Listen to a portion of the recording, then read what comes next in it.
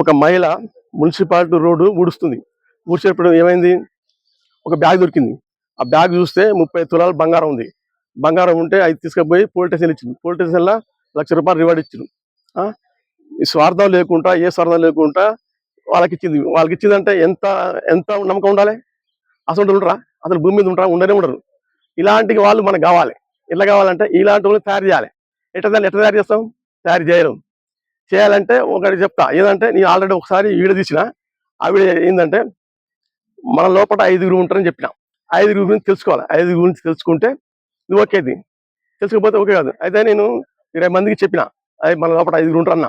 అంటే వాళ్ళు ఏమన్నారుగా, పిచ్చి మాటలు తిక్కి మాటలు తిక్కి చెప్తా అంతా, నీ అన్ని వేస్ట్, నువ్వు చెప్పకాగన్నాడు. అంటే వీళ్ళకి అర్థమవుతున్నా కరెక్ట్, అర్థం కాకపోతే కరెక్ట్ కాదు. చూడండి లెక్క. అయితే మెయిన్ పాయింట్ ఏంటంటే నెంబర్ 1 అన్నమాట, 5గురు ఉన్న మాట నిజం. ఎందుకంటే తాగినప్పుడు తిరిగి మాట్లాడతాం, తాగినప్పుడు తిరిగి మాట్లాడతాం. ఇంకా ఇద్దరు సంగతి చెప్తున్నా, ఇద్దరు ఓకే.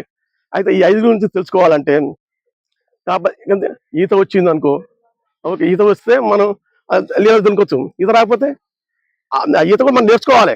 నేర్చుకుంటే వస్తుంది, రాదు. ఇప్పుడు ఇంగ్లీష్ వచ్చింది, ఇంగ్లీష్ చదివిన అనుకో ఇంగ్లీష్ వస్తుంది, తెలుగు చదివిన అనుకో తెలుగు వస్తుంది. ఏది చేస్తే అది వస్తుంది. మనం ఏది బట్టి నేర్చుకోవాలి ముఖ్యంగా. అయితే 5 సంగతి ప్రపంచంలో తెలియదు. 5 గురించి తెలుసుకోవాలి, కంపల్సరీ తెలవాలి. అది తెలిస్తేనే అర్థమవుతుంది, లేకపోతే తెలియదు. ఏదైనా అర్థం కావాలంటే మెయిన్ పాయింట్ ఒక 5 గురించి తెలుసుకోవాలి. 5 గురించి తెలిస్తే ప్రపంచం మొత్తం తెలిసినట్టే. ప్రపంచం సగమే తెలుస్తుంది మొత్తం. అలా మెయిన్ పాయింట్ 5 గురించి తెలుసుకోవాలి. తెలుసుకోకపోతే నేను నేర్చుకోరి ఫుల్ గ్యారంటీ. నేను నేర్పుతా వివరంగా ఏదేం జరుగుతుంది. 5 ఇట్లా 5 ఎట్లా చేస్తారు, ఏ విధంగా చేస్తారు, ఏమి చేస్తారు మొత్తం రియల్ మాట మొత్తం చెప్తా. చెప్పే భాష నాది.